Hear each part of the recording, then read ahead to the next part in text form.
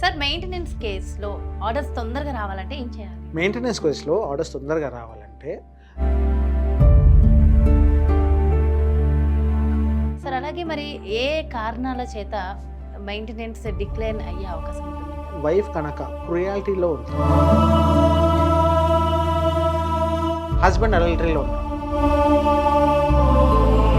అలాగే మరి హస్బెండ్ ఒకవేళ జాబ్లెస్ అయితే మరి అప్పుడు ఏం చేయాలంటారు? హస్బెండ్ జాబ్లెస్ అయితే ఇంతకుముందు నేను చెప్పినట్లు మెయింటెనెన్స్ అడగొచ్చు వైఫ్ని.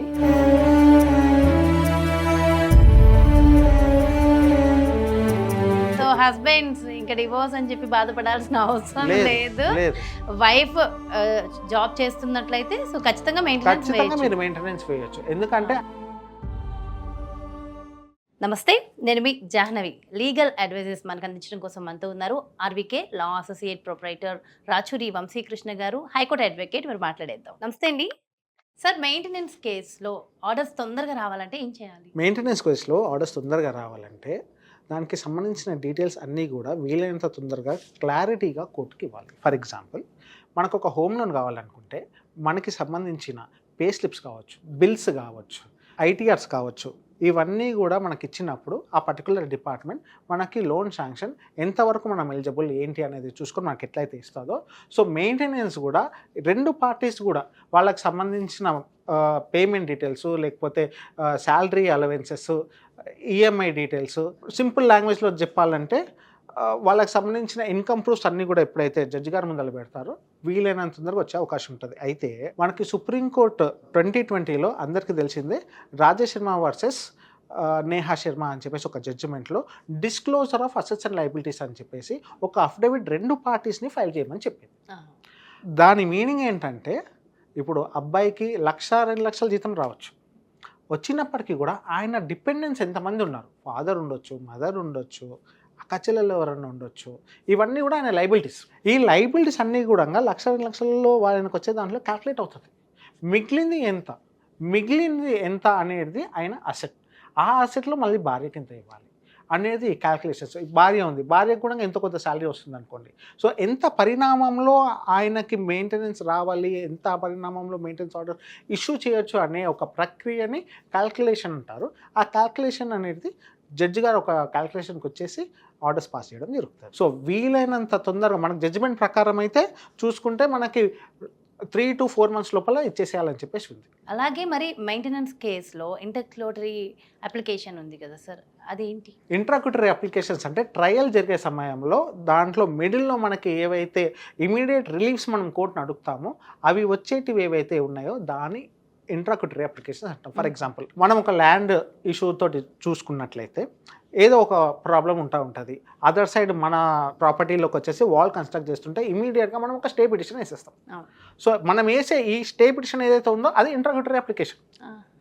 ఓకే, సో ఈ ఇంట్రాక్యూటరీ అప్లికేషన్ వేస్తే ఏమవుతుంది, ఫస్ట్ అక్కడ పని ఆగిపోతుంది, అక్కడ ఆగిపోతుంది. ప్రాపర్టీ మీద నాదా అనేది సెకండరీ. ఫస్ట్ పని ఆగుతుంది. ఎందుకంటే ప్రాపర్టీ మీద నాదా తెలియాలంటే 3 to 4 years పడుతూ ఉంటుంది మినిమం ట్రయల్ పీరియడ్. అట్లానే మెయింటెనెన్స్ మీరు 1,00,000కి వేయచ్చు, 2 లక్షలకి వేయచ్చు, డిపెండింగ్ ఆన్ లివింగ్ స్టాండర్డ్స్ ప్రకారం. అంటే మీ ఆర్థిక పరిస్థితుల ప్రకారము ఒకరు 1,00,000కి వేసుకోవచ్చు, ఒకరు 50,000కి వేసుకోవచ్చు, వాళ్ళ ఇన్కమ్ స్టాండర్డ్స్ ప్రకారం వేసుకోవచ్చు. వేసుకున్నప్పుడు మనకి ఇక్కడ ఎంతో కొంత అంటే మనకి పరిస్థితి ఎలా ఉంటుందంటే నడపడానికి రాదు కాబట్టి ఎంతో కొంత మనకి శాంక్షన్ చేయమని చెప్పి కోర్టును ఎప్పుడైతే అడుగుతామో వీలైనంత మినిమం అమౌంట్ శాంక్షన్ చేసే అవకాశం ఉంటుంది. అట్లీస్ట్ 20,000 to 30,000 మినిమం మనం పేచి పెట్టుకుంటే దాని ప్రకారం శాంక్షన్ చేసే అవకాశం ఉంటుంది. సార్ అలాగే మరి ఏ కారణాల చేత మెయింటెనెన్స్ డిక్లైన్ అయ్యే అవకాశం ఉంటుందంటారు? మెయింటెనెన్స్ డిక్లైన్ కూడా అవుతుంది. కొన్ని కేసెస్లో ఎట్లా అంటే మనం మెయింటెనెన్స్ పిటిషన్ వేసుకున్నప్పుడు ఒకవేళ వైఫ్ కనుక క్రుయాలిటీలో ఉంది, క్రుయాలిటీ అంటే మనం హస్బెండ్కి చెప్తుంది మనం సపరేట్ సంసారం పెట్టుకుందాము, మీ పేరెంట్స్తో వద్దు, మరి వాళ్ళు ఏమైపోవాలి, అంతే కదా. సో ఇట్లాంటి బిహేవియర్ ఏదైతే ఉందో అది క్రుయాలిటీకి లీడ్ చేస్తూ ఉంటుంది.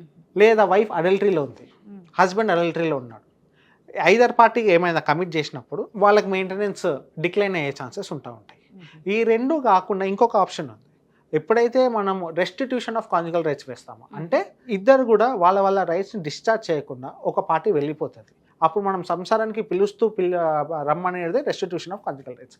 దానికి స్పందించకుండా రాకపోయినా కానీ ఈ మెయింటెనెన్స్ అనేది డిక్లైన్ అయ్యే అవకాశం ఉంటుంది. ఓకే. అయితే ఇన్ని రోజులు మనకేం తెలుసు అంటే వైఫే మెయింటెనెన్స్ వేస్తుందని చెప్పి, కానీ ఇప్పుడు కొత్తగా హస్బెండ్ కూడా వేయొచ్చు. హస్బెండ్ కూడా వేయొచ్చు. హస్బెండ్ కూడా ఆయన మెయింటైనబిలిటీ కాకపోతే సేమ్ సెక్షన్స్ ప్రకారము మీరు మెయింటెనెన్స్ కూడా వేయొచ్చు. వైఫ్ అర్నింగ్ ఉంటే వైఫ్ అర్నింగ్ ఉంటే వైఫ్ పైన మీరు మెయింటెనెన్స్ తప్పకుండా అడగొచ్చు మిమ్మల్ని మెయింటైన్ చేయమని. సో హస్బెండ్స్ ఇంకా డివోర్స్ అని చెప్పి బాధపడాల్సిన అవసరం లేదు.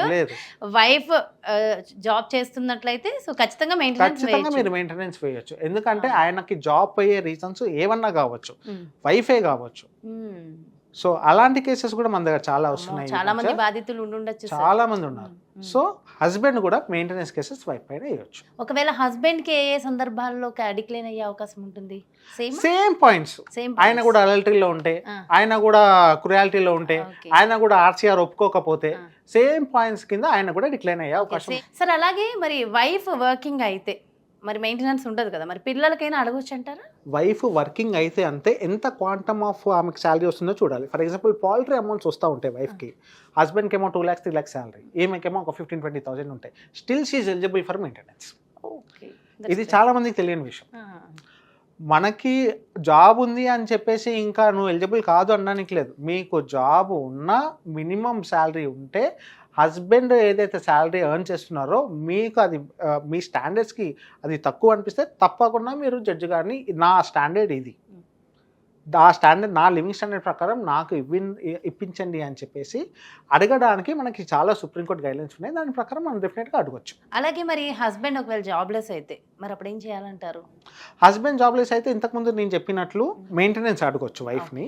అది కాకుండా ఇప్పుడు కొత్తగా మనకు వచ్చే ప్రాబ్లమ్స్ ఏంటంటే హస్బెండ్ కావాలని జాబ్లెస్ అవ్వడం, వైఫ్కి ఎక్కడ నేను మెయింటెనెన్స్ ఇవ్వాల్సి వస్తుందో అని చెప్పి జాబ్లెస్ అవ్వడం. అట్లాంటప్పుడు వైఫ్ ఏంటంటే కొంచెం హార్డ్ వర్క్ చేసి ఆయనకున్న ప్రాపర్టీస్ కానీ, ముఖ్యంగా ఈ ప్రాబ్లమ్స్ ఎక్కడ వస్తాయంటే హస్బెండ్ వర్కింగ్ అయితే ప్రాబ్లం లేదు, డైరెక్ట్గా మనం హెచ్ఆర్కి నోటీస్ పంపించేసేవచ్చు.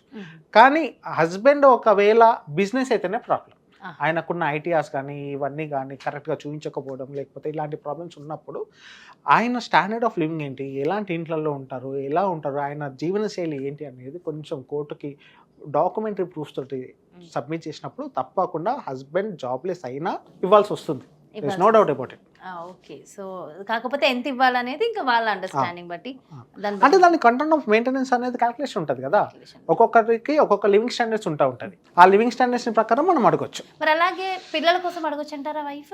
పిల్లల కోసం కూడా అడగొచ్చు వైఫ్. యాక్చువల్గా మనకున్న సుప్రీంకోర్టు గైడ్లైన్స్ ప్రకారం రజేష్ వర్సెస్ స్నేహ అని చెప్పేసి నేను చెప్పినాను కదా జడ్జిమెంట్, అది ఏంటంటే జడ్జి గారు అసెట్స్ అండ్ లయబిలిటీస్ వెయ్యాలి అని చెప్పినప్పటికీ కూడా కొంత మట్టుకు అది అంత ఆచరణలో లేనప్పటికీ ఇప్పుడు అది ఖచ్చితంగా పాటించాలి, పాటించకపోతే కంటెంప్ట్ ఆఫ్ కోర్ట్ యాక్ట్ కింద యాక్షన్ తీసుకుంటామని చెప్పి మళ్ళీ సుప్రీంకోర్టు 2023లో ఇంకొక జడ్జ్మెంట్ చూపిస్తుంది. For the benefit of people ఒకసారి ఆ జడ్జ్మెంట్ కూడా ఒకవేళ మీరు అవకాశం ఉంటే టెలికాస్ట్ చేయండి. సో మనకి ఒక జడ్జిమెంట్ ఉంది మేడం, ఇది ఏంటంటే అదితి అలియా స్మితి వర్సెస్ జితేష్ శర్మ. ఈ జడ్జిమెంట్లో మనం చూసుకున్నట్లయితే ఇప్పుడు రాజేష్ శర్మ వర్సెస్ దాంట్లో ఏదైతే జడ్జిమెంట్ మనకు వచ్చిందో అది ఖచ్చితంగా పాటించాలని చెప్పి, తర్వాత ఈ లైన్స్ చూడండి ఏమని చెప్పిందో, education expenses of the children must be normally borne by the father. అంటే ఫాదరే చూసుకోవాల్సిన పరిస్థితి. ఒకవేళ వైఫ్ వర్కింగ్ అయితే it will be shared proportionally between the parties. అది కాకుండా ఇద్దరు కూడా దీనిలో రకరకాల ప్రొవిజన్స్ ఉన్నాయి.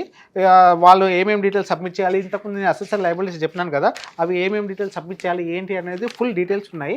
అలాగే పర్మనెంట్ అలిమనీ అంటే ఏంటి సార్, అది ఎంత అడగొచ్చు అంటారు? పర్మనెంట్ అలిమనీ అంటే ఒక భరణం లాగా, అంటే మనకు ఒకవేళ లాస్ అయినా కాంపన్సేషన్ అయినా మనం అదర్ స్పౌస్ వల్ల మనకు డ్యామేజ్ అయిందని చెప్పేసి ఒక లంసంలో అడిగే ఒక ప్రక్రియ. అది కొంతమంది ఈరోజు రేపు ఏమైపోయిందంటే హస్బెండ్స్ని హరాస్ చేయాలని, వాళ్ళని కొంచెం టార్చర్ చేయాలని తలకు మించిన భారం అడిగేస్తున్నారు. ఆయన ఒకవేళ 1 లక్ష కట్టే పొజిషన్లో ఉంటే ₹1 కోటి అడుగుతున్నారు. ఆయన తల తాకట్టు పెట్టేది ఇచ్చి లేడు కదా, తల తాకట్టు పెట్టినా రాదు కదా. సో కోర్టు ఏం చూస్తుందంటే వాళ్ళ స్టాండర్డ్ ఆఫ్ లివింగ్ ఏంటి, ఆయన ఎంత సంపాదిస్తున్నారు, ఎంత ఇవ్వగలుగుతారు, ఏం చేసి అది కట్టగలుగుతారు. ఇప్పుడు ఆర్డర్ ఇస్తే అయిపోదు కదా, అది కట్టే పొజిషన్లో కూడా ఉండాలి.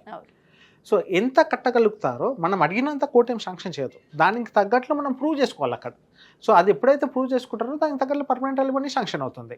సో పర్మనెంట్ అలిమనీ అనేది మనకి లాస్ కానీ ఇంజురీ కానీ మన కాంపెన్సేషన్ ఇవన్నీ కలుపుకొని అడిగే ఒక ప్రక్రియ. అలాగే మెయింటెనెన్స్ కాకుండా ఇంకేమైనా రైట్స్ ఉంటాయంటారు? ఇప్పుడు మెయింటెనెన్స్ కాకుండా డీవీసీలో ఒక ఆప్షన్ ఉంది. దాన్ని ఆల్టర్నేట్ అకామిడేషన్ అంటారు. జనరల్గా ఇప్పుడు చాలామందికి వైఫ్ ఒకవేళ జాబ్ చేస్తుంటే అడగలేని పరిస్థితి. అట్లాంటప్పుడు డీవీసీలో ఆల్టర్నేట్ అకామిడేషన్ అనేది మీరు అడిగినప్పుడు without related to your income మీరు డైరెక్ట్గా ఆల్టర్నేట్ అకామిడేషన్ మీరు కోర్టును అడగవచ్చు. దానికి కూడా ఆ లివింగ్ స్టాండర్డ్స్ ప్రకారం మీకు ఎంత ఇవ్వాలి ఏంటి అనేది, ఎందుకంటే మీకు వసతులు కల్పించే బాధ్యత అట్లీస్ట్ ఒక హోమ్లీ నీడ్ కల్పించే బాధ్యత హస్బెండ్ది కాబట్టి ఆల్టర్నేట్ అకామిడేషన్ అడగవచ్చు. దాని తర్వాత డీవీసీలో కూడా మనకి కాంపన్సేషన్ కానీ డ్యామేజెస్ కానీ ప్రొటెక్షన్ కానీ ఒకవేళ ఏమన్నా మీకు ప్రాబ్లమ్స్ వస్తే హస్బెండ్ సైడ్ కానీ ఇంకేమన్నా కానీ ప్రాబ్లమ్స్ ఉంటే ప్రొటెక్షన్ ఆర్డర్స్ కూడా మీరు కోర్టును అడగవచ్చు డీవీసీ ఆప్షన్స్ ద్వారా. Okay, okay, very detailed explanation sir. Thank you so much. నమస్తే. చూసారు కదండి, మెయింటెనెన్స్కి సంబంధించి మనకున్న ప్రతి సందేహాన్ని చక్కగా నివృత్తి చేస్తారు కదా. సో మరో బ్యూటిఫుల్ కాన్సెప్ట్తో మళ్ళీ మీ ముందుకు వచ్చేస్తాను. అలాగే పర్సనల్గా మీకు ఎలాంటి లీగల్ అడ్వైజెస్ కావాలి అన్నా మరి రాచూరి వంశీకృష్ణ గారిని మీరు సంప్రదించాలి, అపాయింట్మెంట్ కావాలి అనుకుంటే క్రింద డిస్ప్లే అవుతున్నటువంటి నెంబర్స్కి కాల్ చేయండి, అపాయింట్మెంట్ తీసుకోండి. నమస్తే.